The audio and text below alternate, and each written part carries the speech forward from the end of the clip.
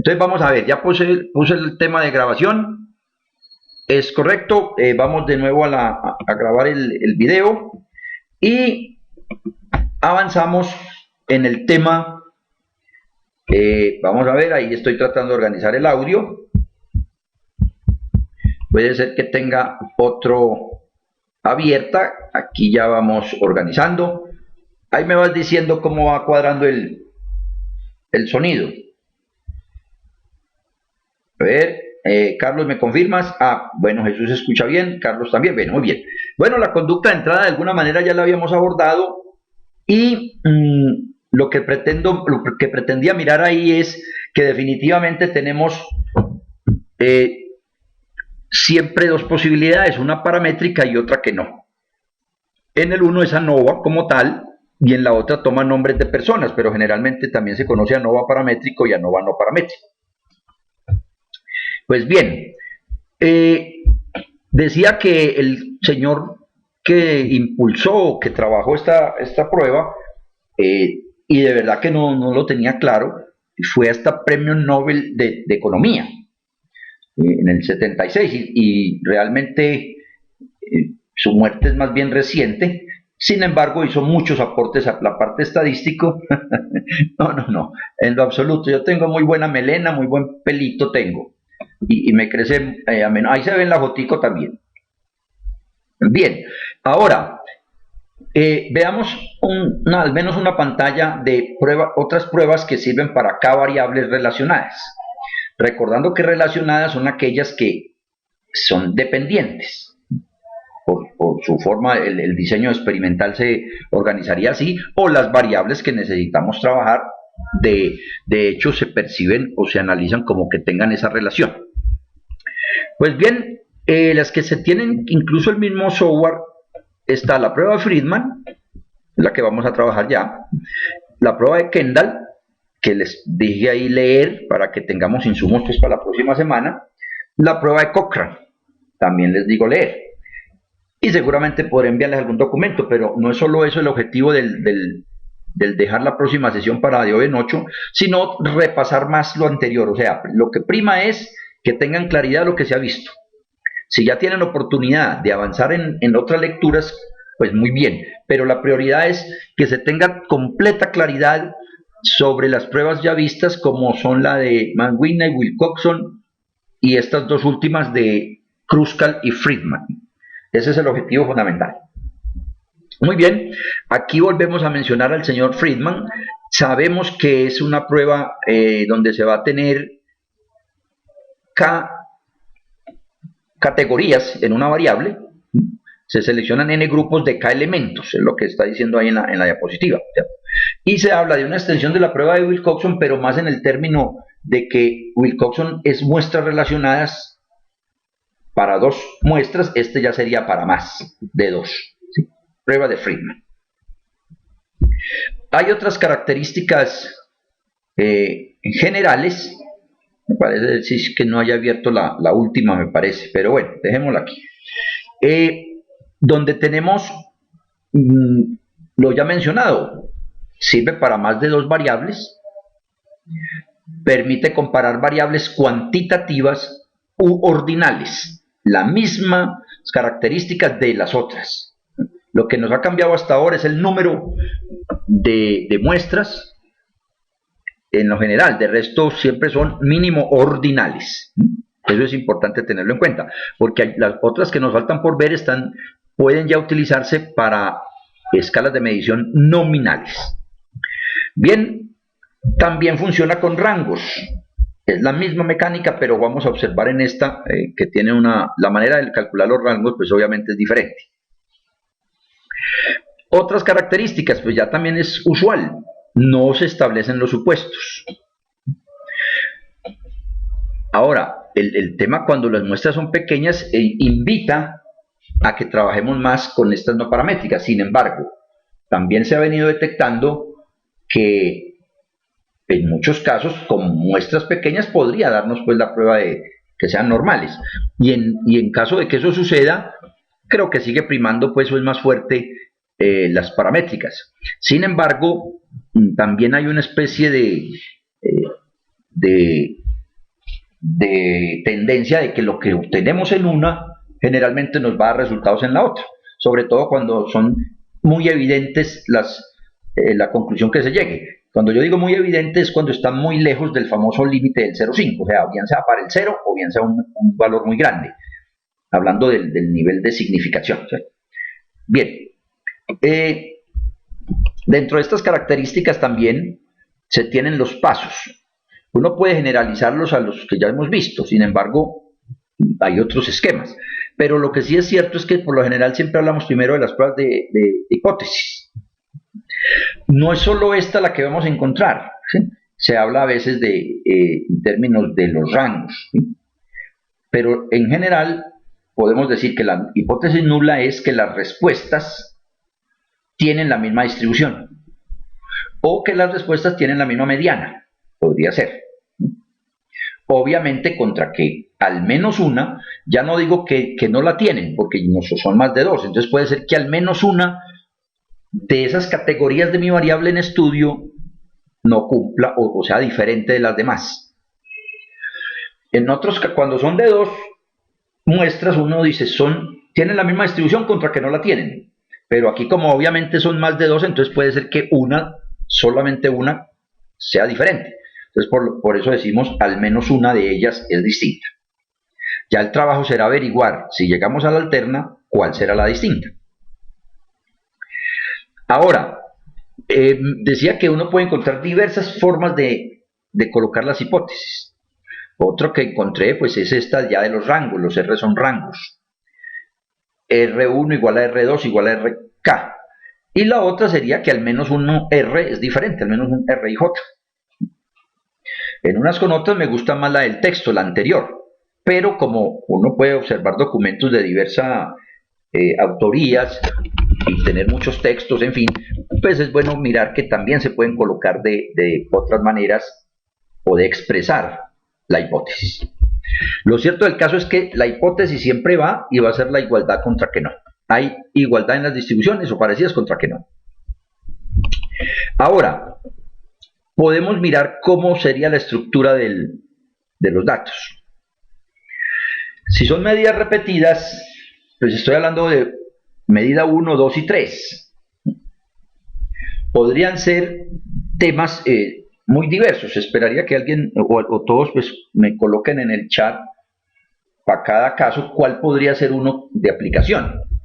Valga decir, en el tema de Jesús me suena mucho si tenemos el seguimiento a un docente, a un profesor, y si se hacen las mediciones empezando pues habría que medir otra cosa, ¿no? Pero sí podría tener uno como algunas mediciones en el semestre, en mitad del semestre, al final, pero necesitamos más de dos, ¿no? Para que pueda aplicar. O en 3 cohortes distintas, ¿qué pasa con el docente? ¿Qué pasó cómo fue su evaluación en la primera medición, en la segunda y en la tercera? O con estudiantes, ¿qué pasó cuando se hizo la primera prueba, en la segunda y en la tercera? Entonces, podemos pensar en eso en el tema educacional. ¿Qué pasa en la primera medición, bien sea de estudiantes o de docentes mismos? Porque también ahí se entiende que las n no son muy grandes de por sí. Y habrá que mirar cómo se mide. Aquí la medición real son 40, 31, etc. No importa el número de sujetos, porque recuerden que pueden ser 300 y si no da normal, caemos a esta prueba. El tema es que cuando son bastantes en escalas, generalmente pues da la idea de que puede caer uno que se distribuya normal, pero si es una escala de 1 a 100, valga decir un indicador de un índice a nivel económico, que se evalúa de 1 a 100, pues no sabríamos qué comportamiento tiene. Y se podrían mirar varios indicadores, mejor, el mismo indicador en 3 momentos en el tiempo, o 4. Y si son escalas continuas, pues obviamente no sabríamos qué es, y al hacer la prueba, pues puede que no nos dé normal, entonces caemos a Friedman. Yo digo que cuando son muestras pequeñas, porque hay más probabilidades de que nos dé no normalidad, pero habría que hacer la prueba. Y así por el estilo, en el tema de salud en general, desde Jairo hay mucho más trabajo de este estilo en términos de mediciones de peso, de mirar el impacto de tratamientos, el impacto de algunas actividades físicas en el tiempo, de los medicamentos, pues hay muchos, ¿no? Y obviamente en los otros temas voy a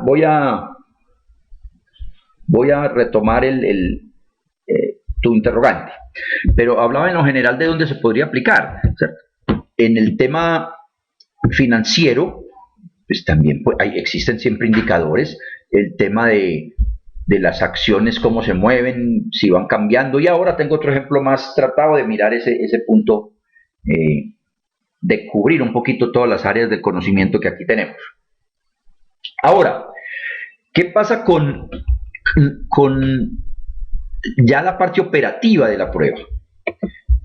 Miremos este segundo renglón, para no irme con el primero y ya. Vamos a coger el segundo renglón, o sea, el segundo sujeto. ¿Cuál es? Obviamente ese señor o ese sujeto 1 en la primera medición colocó 31, en la segunda medición 219 y en la tercera colocó el 10. ¿Cuál es el rango más pequeño de esos tres? Evidente, ¿sí? Es el 10, que es el último que tengo en ese rango, ¿sí? Luego está el 19, es el segundo, y el tercero el tercero. Lo que quiere decir es que aquí ya no hacemos los rangos como en las otras pruebas, que colocábamos más los rangos en el orden y lo hacíamos en Excel hacia abajo, en columnas.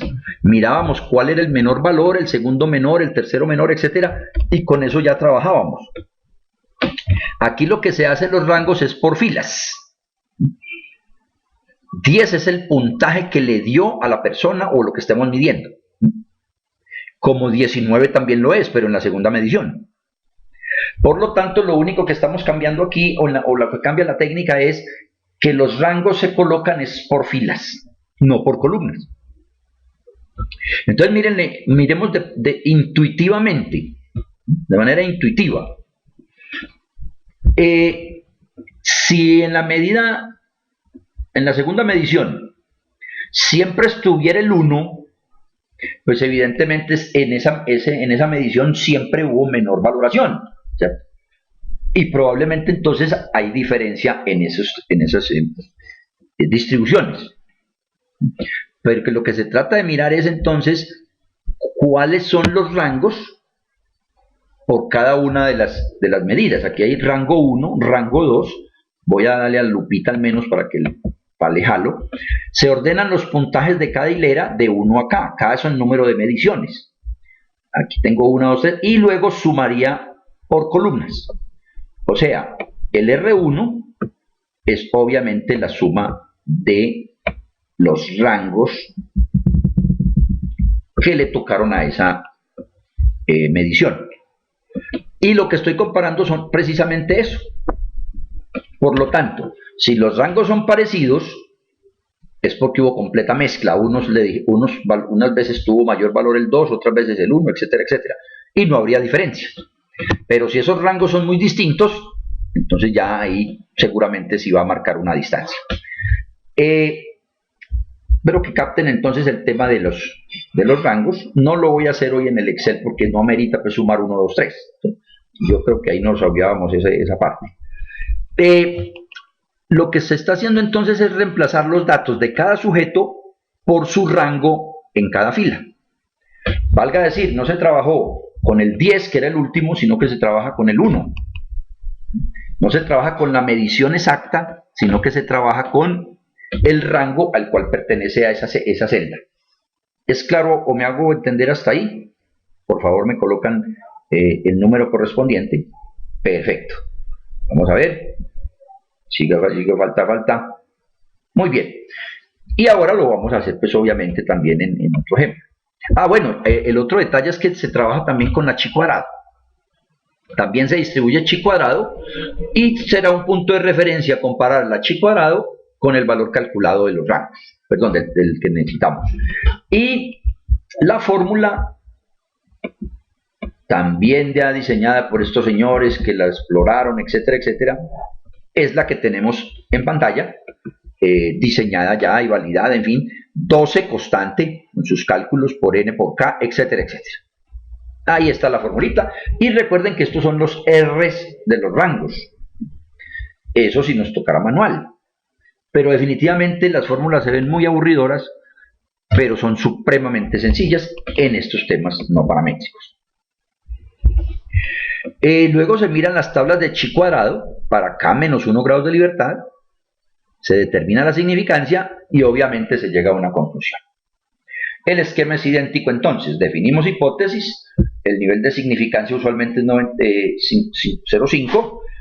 Hacemos la fórmula, que para hacer la fórmula necesitamos hacer los cambios de los valores originales de las mediciones por los rangos respectivos. Se reemplaza y ese numerito se compara con el de tabla, si es manual. O obviamente miramos el SIG en las salidas de los software. Supremamente sencillo. Ya está ahí mencionado lo que estaba conversando. Miramos cómo se comporta cómo son los grados de libertad y llegamos a una conclusión de aceptar o rechazar. Creo que ahí no hay mucho, nada nuevo, digámoslo así. Y está la opción del valor P, que era lo mismo que ya se había trabajado. Si es menor del 0,5, está, pues obviamente estaría en región de no aceptación, y por lo tanto diríamos que las distribuciones son diferentes. ¿Las distribuciones de qué? De lo que estemos comparando y de lo que se esté midiendo. Pues bien, vamos a mirar entonces el ejemplo o un ejemplo, y por lo tanto dejo este primer video acá.